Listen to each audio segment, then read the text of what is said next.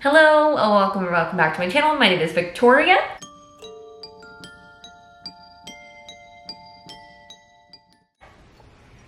And welcome to a weekly reading vlog. Today is, I'm so excited about this. I need to figure out where to hang it up or put it. But today is October 1st. Look at the magnet. Isn't it awesome? So today is October 1st. And we are starting off with some reading vlogs. I actually finished a book today, and it was called A History of Present Illness, a novel by Anna DeForest. It is a book about a woman who starts med school. It's pretty abstract, kind of lit fic, but kind of biographical as well. It's written by a doctor who does neurological and palliative care for cancer patients. It was an interesting read. It was a quick read. I listened to an audiobook on my drive back home today. So one book down. It was kind of scary. So kind of in theme. But I am going to be starting off this week, I think, with The House of Frank, which I actually have on my Kindle because I grabbed it from NetGalley. It actually comes out on October 15th, but this is like a cozy fantasy found family book. This is a book that is a cozy fantasy, and if you had seen my October TBR plans, I used my new Illumicrate cards to help me pick which 5 books I wanted to start reading off the list I came up with for the month of October. And so I'm going to start off with my cozy fantasy, The House of Frank, which is about a magical hotel with all sorts of beasties and a witch who's got to regain her power and find love again. It sounds super cute. I can't wait. I've been looking forward to this book all year, and I have it from NetGalley, so that's even better. It's on my Kindle. It comes out October 15th, so I wanted to read it early on anyway so I could let you know what I thought about it. In addition to that, I've been working on some crafts here. As you can see, lots of earrings, Halloween earrings, a big mess, but I want to get pictures of those and get these up on Etsy. And in addition to that, I have Illumicrate stuff to go through. I have a lot of things going on, but I wanted to get this vlog started. So let's get reading, shall we? Yeah.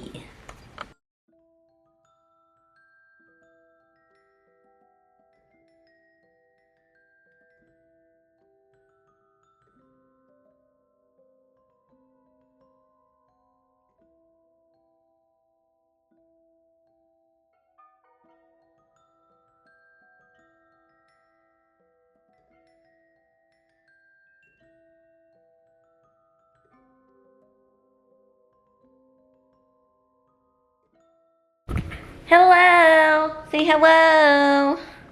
Hello! It's Wednesday, October 2nd. I just got back from a little service work here and went and got some noms, some foods, because we don't have any right now. So I'm gonna put those away. And then we have a video to edit for today, because we are, managing our time well.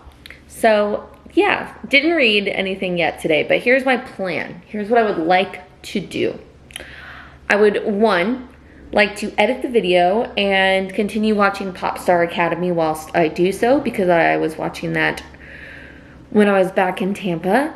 2, I would like to work on finishing up my listings for my Etsy. I think I'm gonna retake some pictures because I took them at night and I just don't think they turned out very well, so I'm gonna try that again.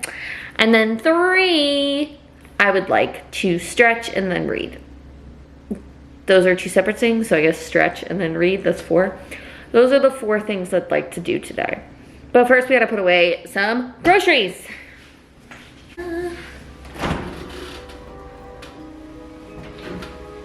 If you're wondering if I wear the same 3 shirts when I'm home, the answer to that is yes.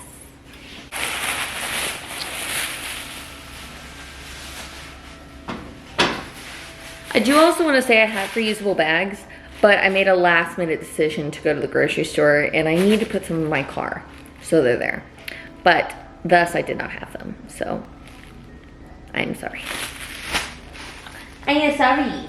I am sorry, Holmes.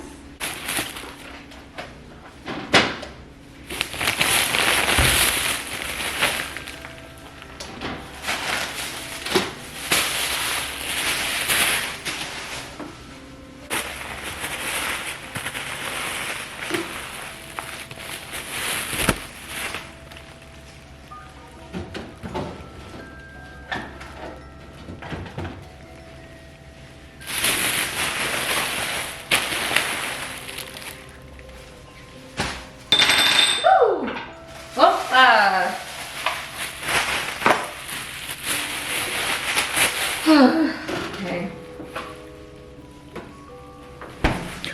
Ultimately, I bought a bunch of pre-made meals that you just pop in the oven from H-E-B because my brain literally could not this week. I am still trying to get back into a normal sleep pattern, and it's gonna take a hot minute. I did pick up, right or wrong, they had command strips at the Heb at H-E-B, and I want to hang up our Halloween sign, but I'm not sure where to put it. It's a challenge. I don't know where I want it to go. Do I want it to be in the living room so we can all see the countdown? Do I want it to be up in the office? I don't know. And my stomach has been doing so many weird things. I think it's just stress. It's probably just stress. My body reacting to the stressors of the last couple weeks. But I did end up going to a place called Honey Art Cafe in downtown Houston. I've been following them on Instagram for a while. They've been open in the Houston area since 2016. Hello. And it is just what it sounds like. Hi, Pumps. She's greeting me. Play with, I get you. Good jobs. Oh, on top of being a cafe and having these adorbs little macarons, which I picked up some for me and my partner to try. And if you noticed, one of them is Totoro, and the other one is, I always forget the cat's name from Kiki's delivery service, but we like to make fun of the voice that the cat has because it just was so unexpected when we watched it, where he's like, KK. So that's what I think of when I look at that cute little macaron. But I wanted to go down there. I do want to go back because you can like take art classes and do like art activities, and then you get like a free drink and you just like hang out there and do those arts and crafts, and I think that's super cool. So maybe I'll throw it out there to some of the other people I'm serving with in my position and see if anybody would want to do it as like a group activity one day after service. We'll see. But I'm gonna get my iPad and such so we can get a little cozy, edit a video for a minute. Oh, the fifth thing I need to do is laundry. I do need to do some laundry. Oh, look, the lighting changed. We've gone very blue. Oh, sun's back. Okay. I'm gonna get that and we'll get editing. I almost feel bad. Almost. Say, KK.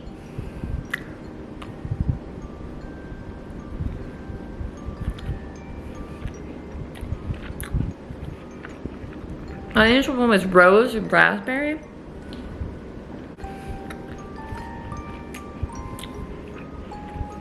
Oh, good. Surprise, surprise, our death metal diva brought along. I'm gonna have to watch another The boys are keeping circle. And while Rachel explores every nook and cranny of her apartment, it was easier when I was a kid. The rest of the players get in some playtime. Yes. You're already good. I need you to be better. Again.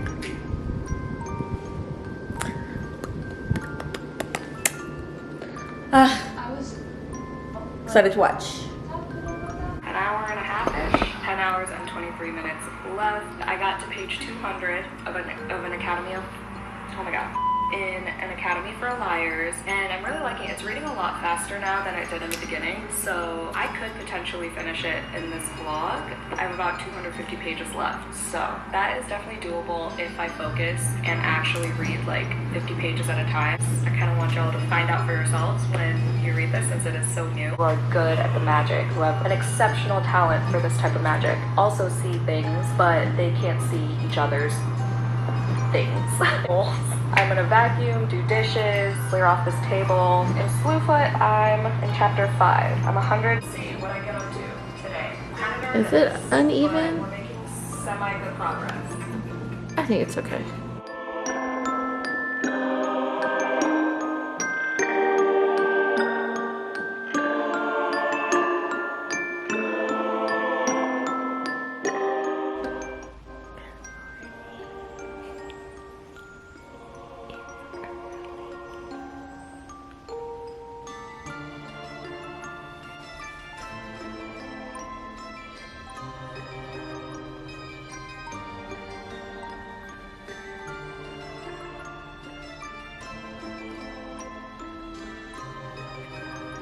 Hello, good afternoon.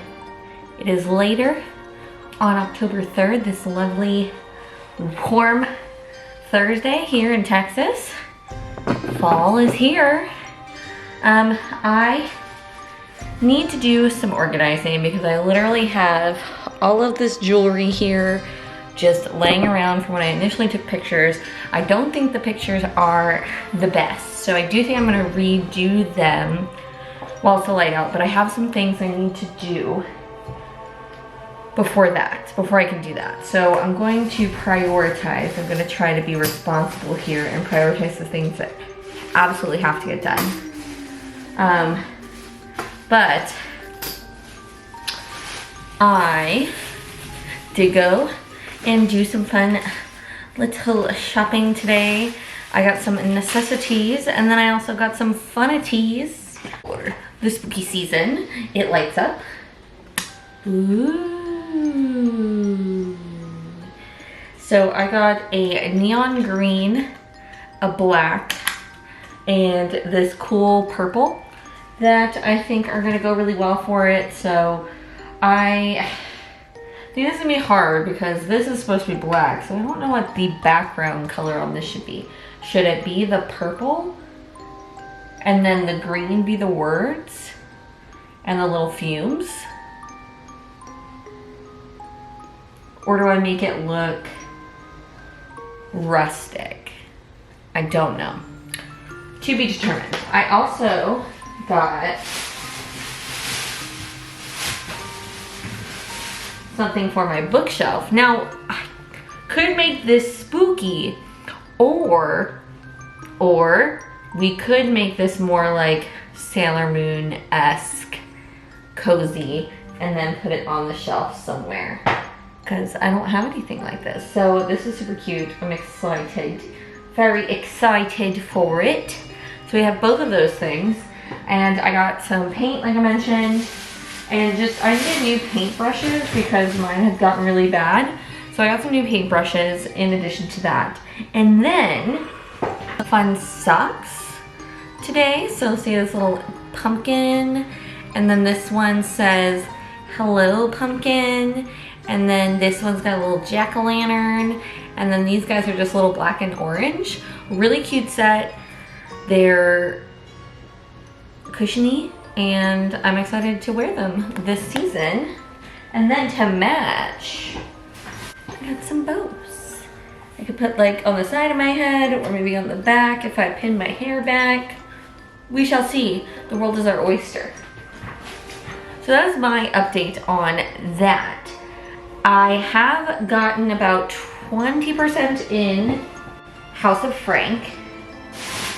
And it took me, I would say, so for those of you, mainly Gavin, who really don't like second person, I'm sorry, I'm trying not to make a bunch of noise while I move some things over. But for those of you who don't like second person, I just want you to know that the first chapter, like prologue situation, does have second person, but it's very short and it's on purpose, and it's more just the main character speaking to her sister.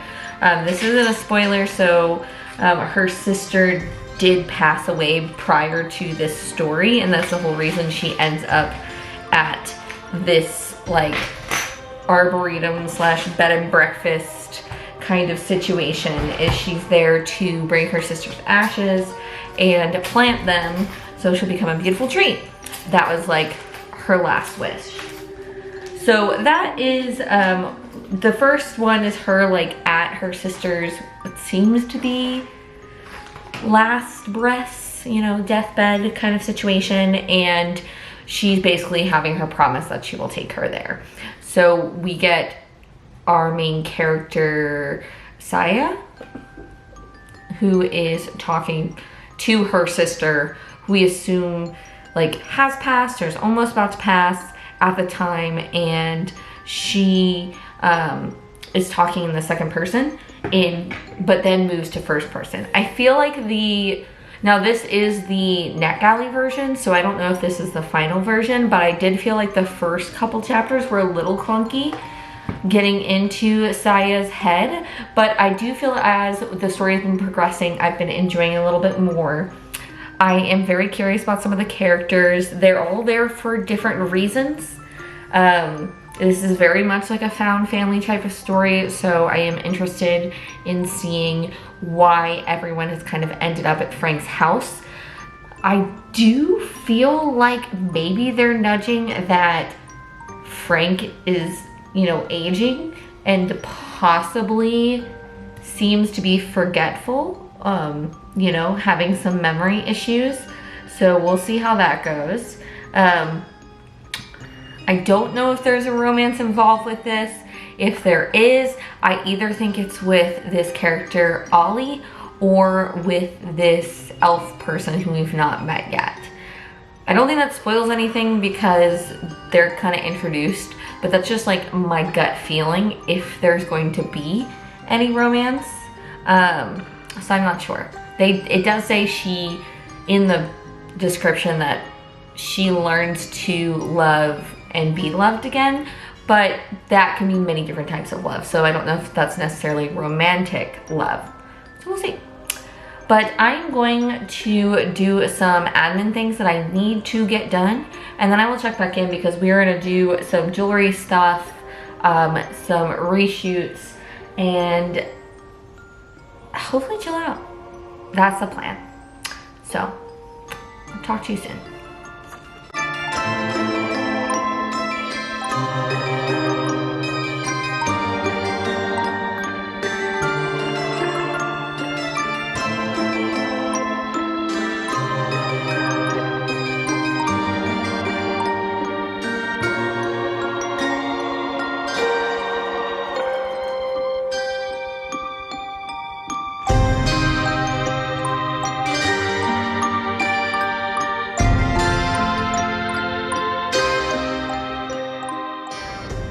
Hello, quick update. So we are 62% of the way through the House of Frank, and I'm really enjoying it.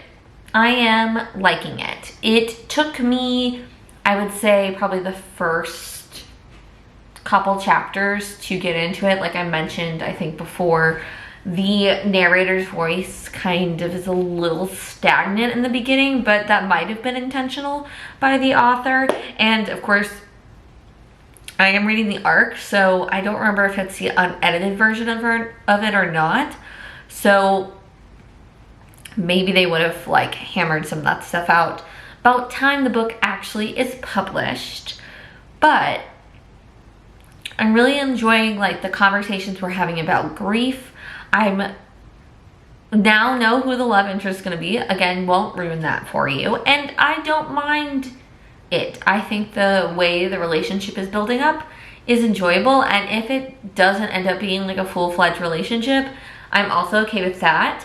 But again, I'm saying again because I just filmed my September TBR, but something that's very interesting about this is we have, similar to Full Speed to Crash Landing that I read last month, is we have a narrator who is keeping things from the reader.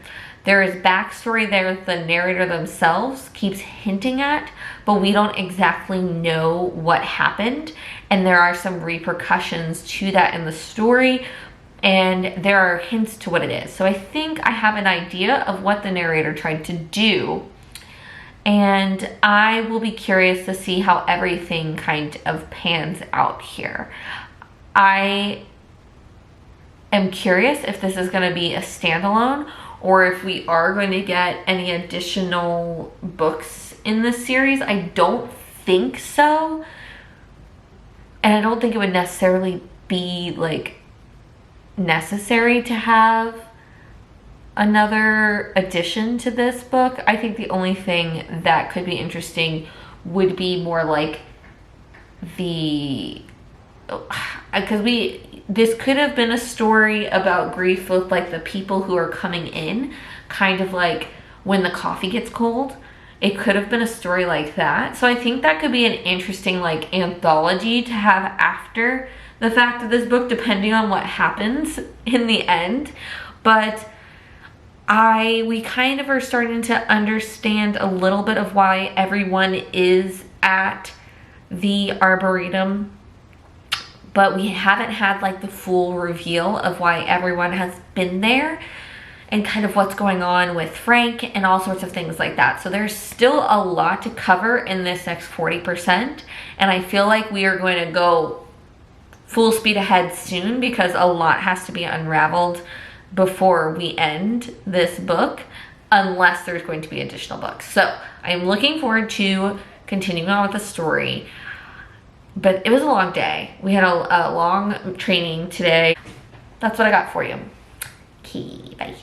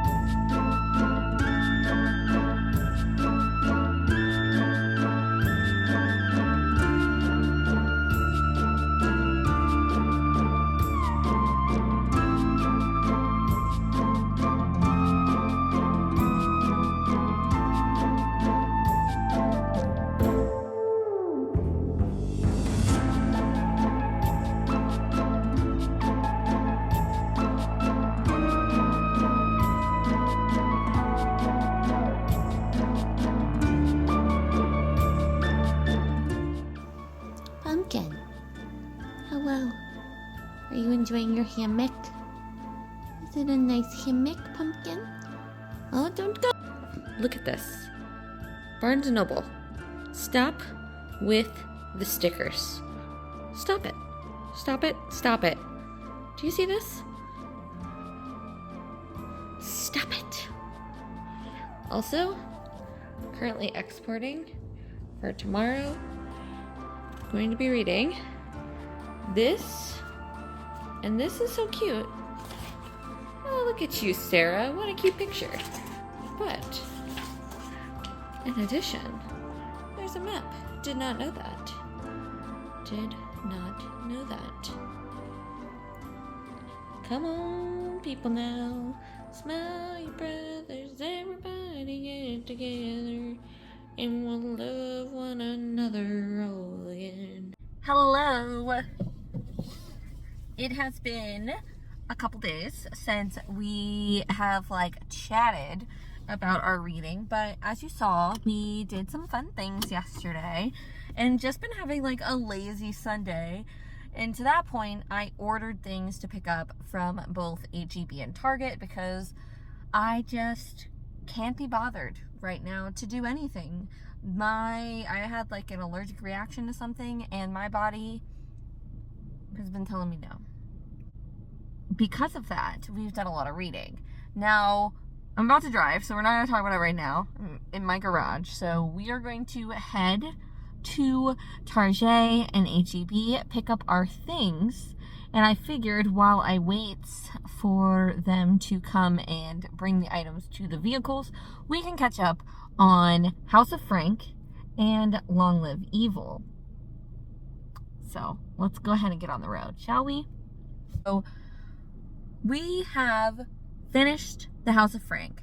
Now, I realized I wanted to chat with you about this in the car because I thought it would be a good time to check in, but I also highlighted a huge quote at the end of the book that I thought was just really beautiful. The book was deeper than I thought it was going to be, but also had that coziness, had that cast of unique characters, had that magical element to it, had a bit of mystery, bonding, all of those kind of things. That was all included in House of Frank. I ended up giving it a 4.75 out of 5. And the only reason I didn't give it 5 stars was I really did feel like the beginning was a little tough for me to get into. And because of that, I just couldn't give it 5 stars, even though I absolutely loved it. I don't think it's going to be a series from what it seems by the end of the book. I think everything tied up pretty nicely, but I would read another book by this author for sure. I thought the idea of taking a concept like grief and really embodying that in so many different ways with so many characters, but allowing it to still feel fun and hopeful throughout the story was so nice, because a lot of the stuff they talked about was pretty heavy. Like, there was a lot of loss discussed in this book, but I think by allowing the reader to live in this magical world and in this kind of cozy setting where everything is surrounded by the idea of making grief more bearable by being around others and honoring the people who are gone, it's just really well done. I thoroughly enjoyed that. I will have Editing Victoria go ahead and put in that quote that I really liked. Hold on, they're picking up our stuff. We're at HEB now. What was I saying?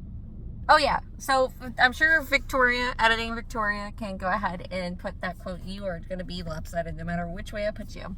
That Editing Victoria can go ahead and put that quote in that really resonated with me from the House of Frank. But if you enjoy cozy fantasies, this is definitely a book that I would recommend. I'm watching the HEB curbside people. I think overall, Ollie was my favorite. I think. Although Phil, I really liked Phil's story. I don't know. You'll have to let me know. Let me know about that. But, so we finished the House of Frank on Friday?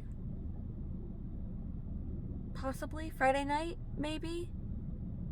Yeah, I think we finished it on Friday night. I finished it on Friday night, and I decided to pick up the book Long Live Evil. That was the most recent purchase I had made. That was the prompt from our Lumicrate TBR cards, and I am having, okay truck, go on. I am having an absolute blast. An absolute blast. This book may be a contender for one of my favorite books of the year. I am having so much fun.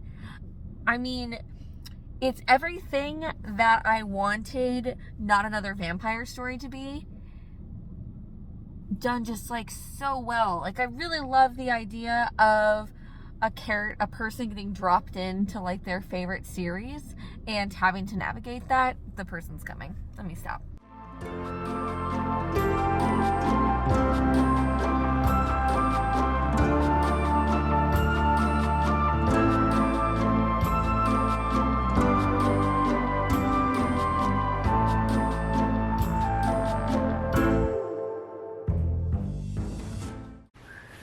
Hello. We're back home now. Finished up our errands and chores and such.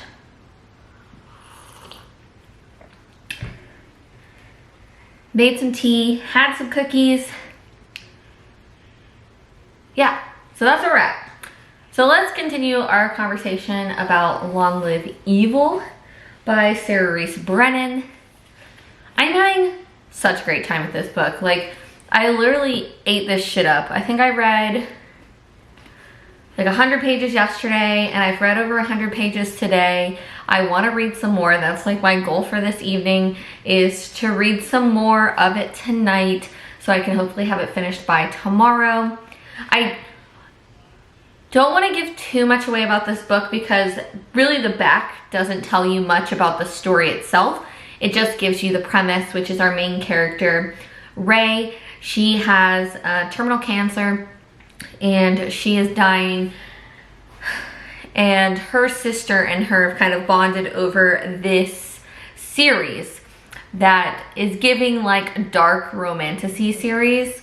But Ray has always had like a deep attachment to the Emperor, who is like kind of the antagonist and protagonist of the story. It's a little confusing sometimes when she explains the story, but Ray never really got into the first book in this series, and that's kind of where she gets dropped in our story. So because Ray has suffered from some type of cancer that we're not too familiar with, she has had memory issues as well. So even though her sister has like read the book aloud, she's tuned in sometimes, forgotten some things. So she's really piecing things together still in the world and trying to work this out, because essentially what we find out is that this woman who comes to her room and offers her this chance to go into this fictional world says that this supposed flower that's part of the world, if she's able to bring it back into hers, it will save her.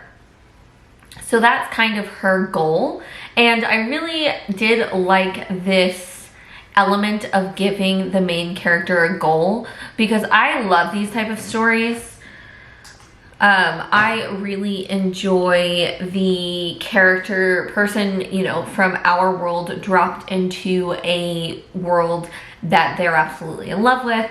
That goes with, I've seen a couple Jane Austen ones, so obviously Lost in Austen is the one that comes to mind, where she's dropped into the story of Pride and Prejudice. We also saw that with an American in Austen, something like that. I forget what the name was exactly. That Hallmark movie that we watched was actually pretty good. Similar idea where she's dropped into the story of Pride and Prejudice. Other stories that I've read like this was earlier this year I read Not Another Vampire book, and it was a similar concept of her getting dropped into a book, but not a series that she loved necessarily, if she was like editing. But the thing is with those stories, like they know the trajectory of the storyline and how things are supposed to go, but their number one goal in this book is to get out of here. Whereas what I really like that we've done with our main character Ray is we've given her a task to complete in this book that not only includes, you know, making sure the story progresses the way it needs to so she can get an ends to her means, but also acquiring something to bring out of this world to affect her in her own world. So I think that was a really interesting twist on it, and I'm just loving all of the characters in here. I have an idea of what the twist is going to be. I'm thoroughly enjoying it. I cannot wait to continue my read with this. So I will give you a full update once I finish this, but if this continues to go on the way that it is, it's definitely gonna be a 5-star for me, because I'm having a great time. And from what this says too, it looks like there's going to be another one in the series. I don't know how many. Time of Iron is what the series is going to be called. So I don't know. I don't know how many of these are going to be in the series, but I'm eating this shit up right now. I'm having a great time. A lot of fun. Definitely recommend.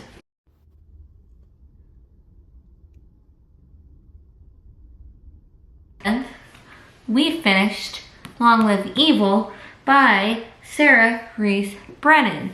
I just finished getting dinner and doing a yoga class, feeling a little invigorated, feeling a little upbeat, which is nice. So let's talk about anything. But we have these cards, right, that we picked out in our TBR. cozy fantasy book was House of Frank. And Long Live Evil was a book you recently purchased. 2 down. 3 more to go. Anywho. I fucking love this book. I had a really great time. But I read a couple of reviews after the fact. And I didn't disagree with people who had some more critiques about this book. There were things in here that were a little cringeworthy. You know, the twist at the end was pretty obvious to everybody but the main character in the story. But I don't think any of that really was what the author was trying to do with this book. I think the author was trying to have fun, poke fun at romantasy series, and, you know, give a nod to all of the people who love themselves a villain, who really identify with the villains in the story and root for them in different ways, or wish that their stories turned out differently. I think this is a bit of a love story to them. This is a bit of a, you know, poking fun at fandoms and this whole romantasy craze in and fantasy, you know, shipping people together, all the different ships.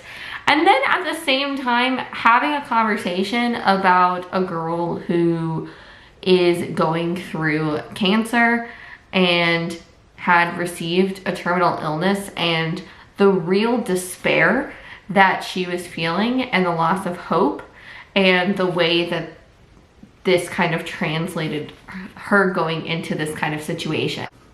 I had fun. I recommend, if you're looking for a good time, check it out. It was really fun. I kind of went a little off of the TBR because I forgot. I'm missing, oh no. Because I forgot that I had another audiobook that I could listen to that was in the first 5 cards that we picked. So I think the next thing I'm gonna pick up for listening wise is gonna be a book that has been adapted to movie and TV or TV show. And for that I have When He Was Wicked, which is the Bridgerton novel focused on, and I think Victoria helped me out because I don't feel like leaving this up. So I think we're gonna listen to that, and then to read with our eyeballs, I believe we are going to go ahead and get started with Kim Harrison and read Death, oh my god, Dead Witch Walking? Dead Witch Walking by Kim Harrison. So excited for that. I also did start reading, because I mentioned this, I did start reading A Grim Reaper's Guide to Murder. Was that it? I think that's what it's called. But, so I did start listening to that yesterday, because as I mentioned, I forgot that I had When He Was Wicked on Libby, so I was like, oh, I want an audiobook today. It's a nice short one, so like I'm listening to it at 2.2 times speed, and it's only like 4 hours and some change. So I'm already like an hour into it. The premise of this book, I think I mentioned, is our main character is Kathy. She works for Scythe, which is a corporation that deals with death. They're Grim Reapers, essentially. She kind of alludes to the fact that there were like some mistakes made, and that's why they decided to like go corporate, and they kind of select people, kind of like the CIA, to work in this realm. And she works with the division who, you know, like goes to them and just escorts them to the processing center. But the caveat for this is they have 45 days to collect a soul before they become a ghost. And the premise of the story is she goes to collect this soul of this young boy named Cody, 17, and he's not with his body. And so that's never happened to her before. And she goes to look for him, and essentially he believes that he was murdered.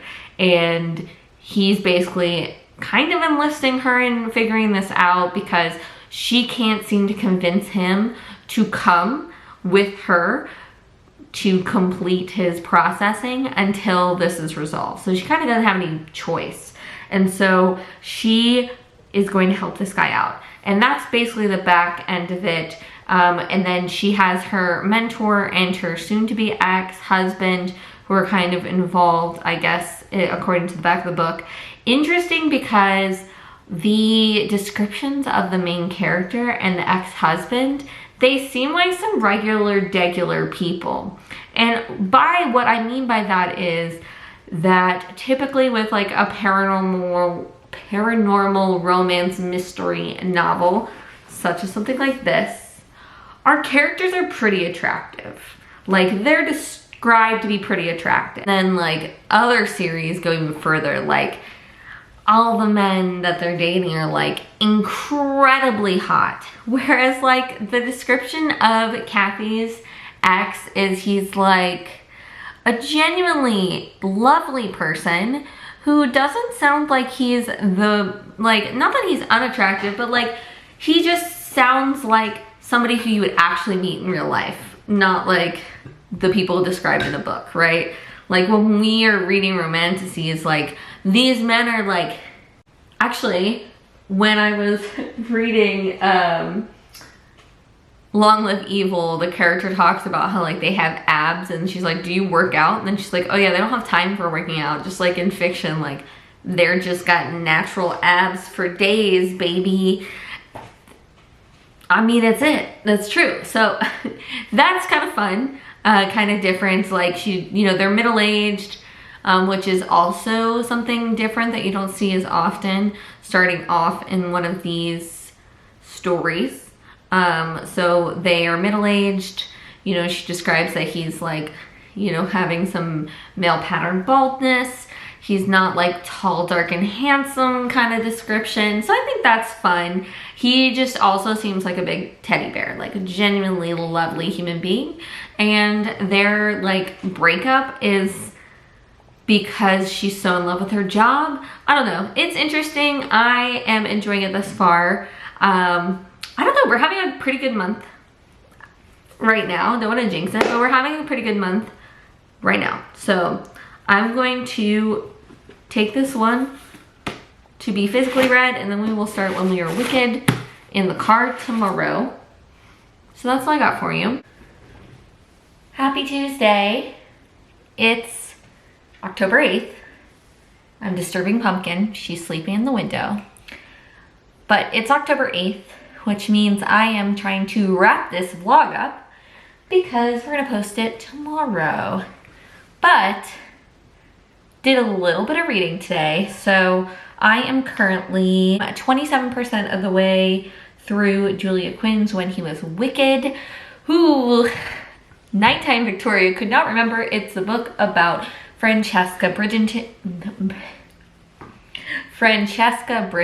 whom we were introduced to in season 3, and met the Earl of Kilmartin and such and such. So this book is actually about Francesca, and I think it was, I don't know, if you've not watched the show, mild spoilers ahead if you're reading the books. But if you've read the books, you know this, but Francesca is actually widowed from Kilmartin. It seems like he had an aneurysm, so he passed away. And this book is actually about his cousin and Francesca, who his cousin Michael is a rake, but he's been in love with Francesca ever since he met her like a day before she was set to marry John. And this takes place like primarily like 4 years later after John's passing, and Francesca and Michael come back together.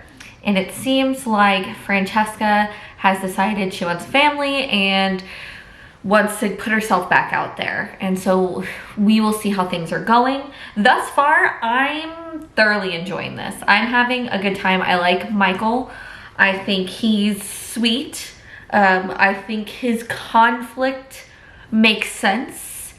of especially considering what happens to his cousin, of, you know, being apprehensive of pursuing Francesca after his cousin's sudden passing. So all of the conflict makes sense when it comes to Michael, of feeling a little put out by that. But I'm having fun. I read Penelope's and Colin's romance as well, and I enjoyed that too. I've heard that Eloise's is another good one to check out, so we'll see. But I was looking forward to this one because it sounded interesting, and I did really like Francesca's character in the show. I thought she showed like a different side to the Bridgertons, so I'm enjoying it. I was listening to it on my drive this morning, so I'm assuming I will finish it before the end of the week, especially because I've only got 5 days left on Libby. Briefly read Dead Witch Walking. Hey! I got it editing, Victoria. So I briefly read like the first like 2 or 3 chapters for Dead Witch Walking. All right. I don't know. We'll see. It's got the setup of paranormal. I'm sorry. I woke Pumpkin up. She hates when I film. It's got that kind of setup that I would expect with a paranormal fantasy ongoing series. Similar vibes. So we're introducing our character. We're kind of getting the lay of the land, meeting the world, seeing, you know, where her situations are. I like the idea of her having a pixie as like backup. I'm curious to see how that continues on. I already forget the main character's name. Sorry. Rachel? I think it's Rachel too, right? My brain. But yeah, so just started that, so don't anticipate finishing that tonight, but we did, you know, dive a little into it. But I just think I was done with reading for the day because I had completed Long Live Evil earlier that day before we went to yoga and dinner. I am about to go to the library. I have 2 books on hold. And then I have a workout class that I'm planning on doing because we are trying to take a little bit better care of our body. So with that, I think I'm gonna wrap this vlog here. If you enjoyed this video, give it a thumbs up. I'd love to hear what you are reading so far in this beginning of fall, this spooky season. I'd love to hear it, so drop it down in the comments, a book that you're reading or excited to read here in spooky season. If you're interested in sticking around for more bookish and nerdish content, feel free to subscribe. I upload most Wednesdays and every Sunday.